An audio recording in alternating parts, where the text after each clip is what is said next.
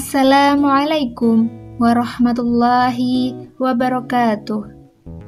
Innal hamdalillah nahmaduhu wa nasta'inuhu wa nastaghfiruh wa na'udzu billahi min shururi anfusina wa min sayyiati a'malina may yahdihillahu fala mudhillalah wa may yudlilhu fala hadiyalah. Asyhadu an la ilaha illallah wa asyhadu anna Muhammadan abduhu wa rasuluh la nabiyya wa la rasula ba'da. Pertama-tama dan yang paling utama, marilah kita panjatkan puja dan puji syukur kita kehadirat Allah Subhanahu wa Ta'ala yang telah memberikan kita beribu-ribu karunia-Nya sehingga kita masih diberi nafas hingga saat ini. Kedua kalinya, salawat serta salam semoga tetap tercurah limpahkan kepada junjungan kita Nabi Agung Nabi Muhammad Sallallahu Alaihi Wasallam. Ketiga kalinya, perkenankanlah saya menjalankan kewajiban saya untuk membawakan kultum dengan judul Cita-cita Seorang Muslim. Waktu kecil, kita memiliki cita-cita yang berbeda dengan sekarang. Ya, karena cita-cita merupakan gabungan kemampuan dan cara pandang hidup seseorang. Anak kecil mengalami perkembangan kemampuan dengan pesat, sehingga cita-citanya pun akan mengikuti kemampuannya, berbeda dengan orang dewasa, di mana ia sudah bisa mengukur bakat dan kemampuannya sendiri, hingga ia tahu apa yang ingin dan bisa ia capai. Lalu apa cita-cita seorang muslim? Dan bagaimana cara meraihnya? Allah berfirman dalam Quran Surat Ali Imran ayat 102, A'udzu billahi minasyaitonir rajim.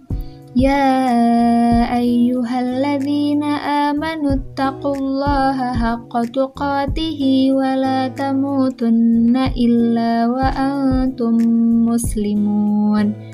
Wahai orang-orang yang beriman, bertakwalah kamu kepada Allah dengan sebenar-benar takwa, dan janganlah kamu mati kecuali kamu dalam keadaan beriman.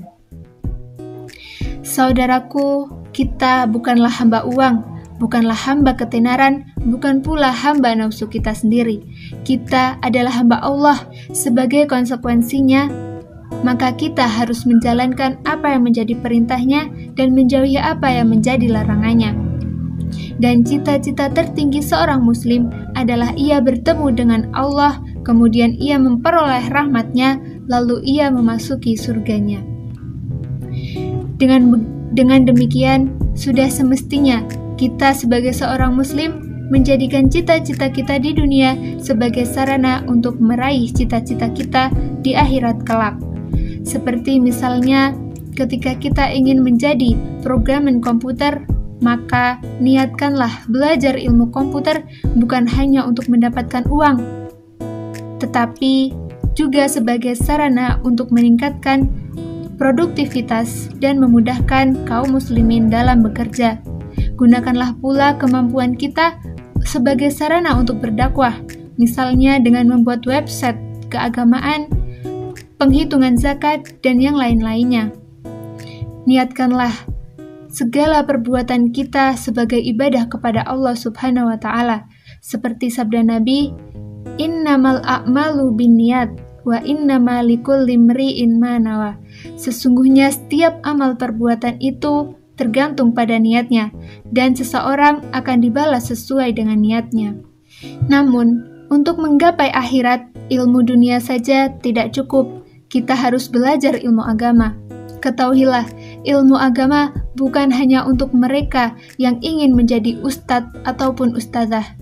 Kita sebagai seorang muslim memerlukan ilmu agama setiap harinya, bahkan setiap detiknya. Misalnya ilmu tentang sholat. Apakah sholat kita sudah sesuai dengan tuntunan Nabi? Apakah kita tahu bahwa sholat dapat mencegah kepada perbuatan keji dan kemungkaran? Ketahuilah, jika jalan untuk menjadi seorang dokter harus belajar ilmu kedokteran, jika jalan menjadi ahli komputer harus belajar ilmu komputer, maka sesungguhnya jalan untuk mencapai surganya Allah adalah belajar ilmu agama. Seandainya kita hidup di dunia ini selama-lamanya, maka ilmu dunia saja sudah cukup. Tapi itu adalah hal yang mustahil, karena manusia pasti akan mati.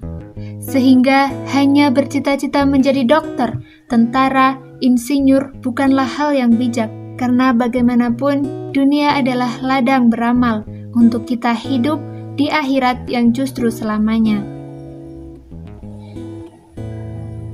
Saudaraku yang dirahmati Allah, ketika kita merasa bosan dengan belajar, maka ingatlah kembali apa yang menjadi tujuan kita dan apa cita-cita kita di dunia dan akhirat.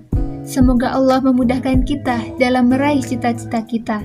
Ihris ala ma yanfa'uka wasta'in billah wala ta'jiz.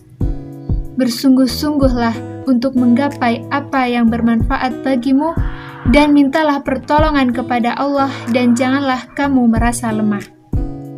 Cukup sekian dari saya. Semoga hal tadi dapat bermanfaat bagi kita semua. Bila terdapat kesalahan, saya mohon maaf. Nun wal qalami wa ma yasturun. Wassalamualaikum warahmatullahi wabarakatuh.